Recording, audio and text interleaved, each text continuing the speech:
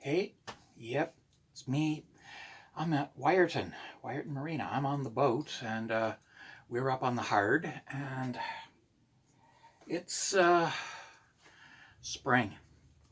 So we're in the process of getting ready to get out on the water, and it's a bit of a process, but we're working at it. We're plugging away, and we are going to be sailing this summer because, well, we're going to be sailing this summer. That's what you do when you have a 27-foot sailboat. Yeah. Anywho's, yeah. I just wanted to address the various religious charlatans and frauds out there who are making my dear and beloved Christian friends look bad by hiding behind the name of Christianity while behaving in a decidedly unchristian manner. As I'm talking about you, Matt Powell, Kent Hovind, Armando Calvo, and countless others.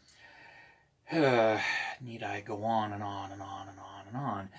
I'm going to briefly stick to one of you, Mr. Kent Hovind, and your so-called $1 million challenge to provide evidence of evolution.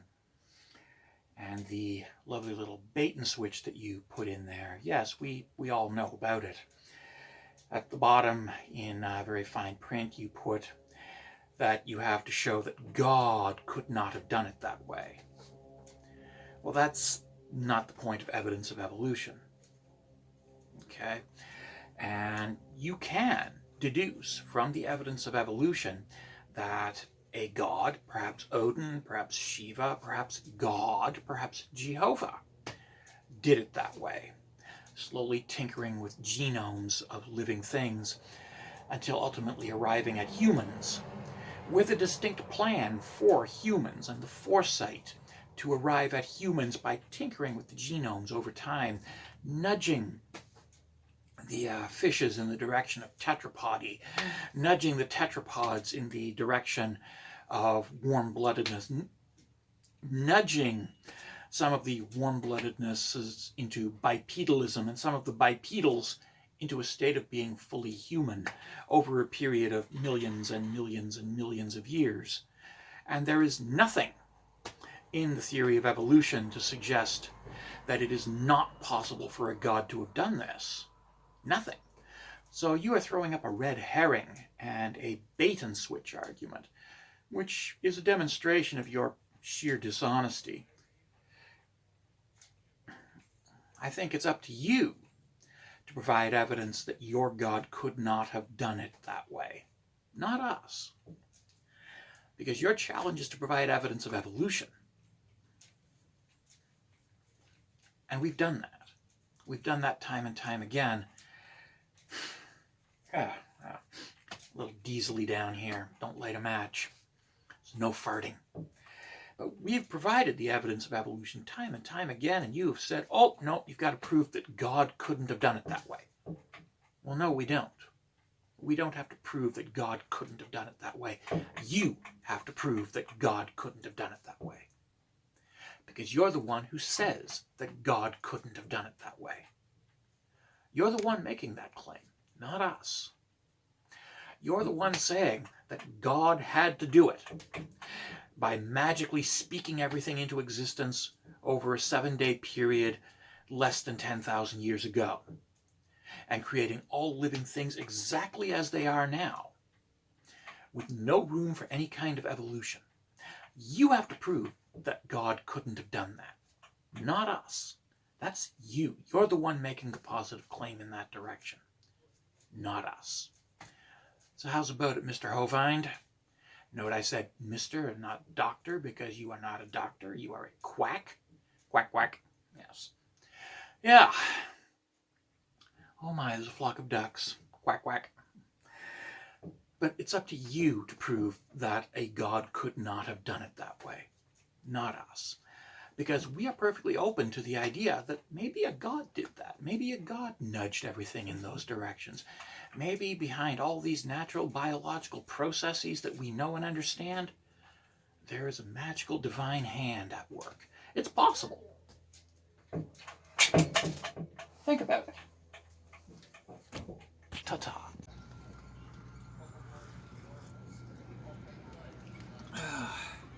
Hello, Mr. Hovind. Yeah, good old Kent. I'm continuing a video that I made, in which I briefly addressed you. This continuation is largely because a good friend of mine, who is a devout, working Christian, stumbled upon some of your videos and was utterly appalled when he realized that you were hiding behind Christianity to justify your monstrosities and other evils. It's the only way we can describe it. She was quite deeply outraged that you would dare to try to pretend to be a Christian in light of the horrible things that you were saying and the horrible ideological positions that you were taking, positions that are utterly contrary to any of the principles attributed to Christianity, to Jesus. And she agreed with me that in the event that Jesus really is the one and only Son of mighty Jehovah, and you die and go up to be interviewed by him after death, he's going to have a few choice words for you, and the first of them is going to be gone, I never knew you. And I want you to visualize that, you standing in front of Jesus, swaggering up there, thinking, I got him fooled. And Jesus looking at you and shaking his head, saying, nah, you ain't got nobody fooled. You're a dumbass. And you've been lying, and you've been using my holy name to lie. And you've been misleading people, leading people away from Christianity. And no, I'm not going to punish them because you led them away, and I get it. I understand. But you, no, I'm not going to be so understanding because you, Mr. Hovind, Mr., not Doctor, led people away from me in order to make lots of money off them. That's what Jesus is going to say to you, Mr. Hovind. That's what Jesus is going to say to you. And your little bum buddy, Matt Powell, is going to get the same treatment again. Jesus is going to say, hey, Matt, no, you don't get to walk in here. I never knew you. You're going to the Bernie hot place. Toodles.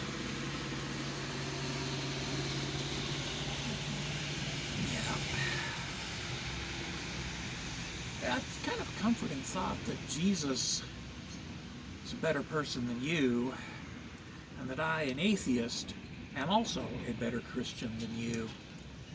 Of course, then again, you're not really a Christian, are you? No. I think the one atheist that you do need to whack is Mr. Kent Hovind. Because apparently the Florida State Penitentiary system wasn't enough to instill in you any basic human decency.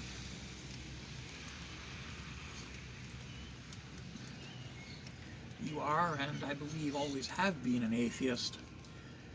And I'm quite sure that the first time you encountered Christianity is when you were an adult. And the first thing you thought when you encountered it is, look at these suckers. And the second thing that came to your mind was, I can make money off them. And if you had been a good preacher, that is, charismatic and capable of actually successfully bullshitting your way through life like you think you should be, you'd have probably gotten a lot richer by now, but you're not as smart as you think you are. In fact, you are, dare I say it, as dumb as a bucket of hammers. But you are an atheist. Of that I am quite convinced. You're just not a good one.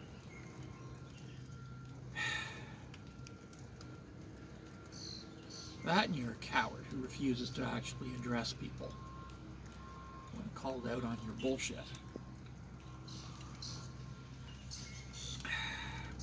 Kind of like your little bum buddy, Matt Powell again. Yeah. Yeah. Anywho, pissing down rain out here.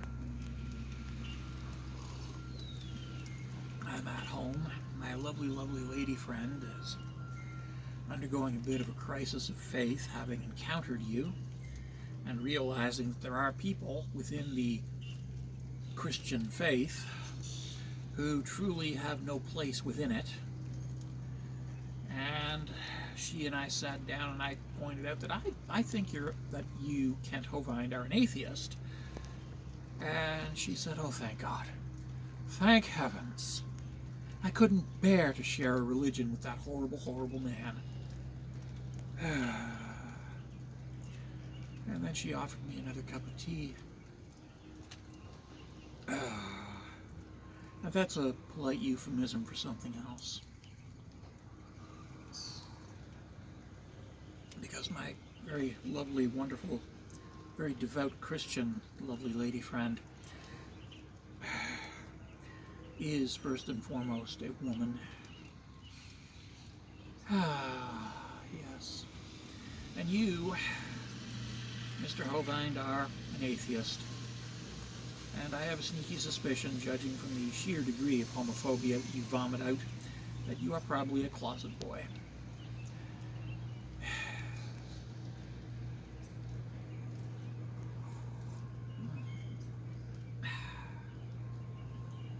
And that's not a euphemism.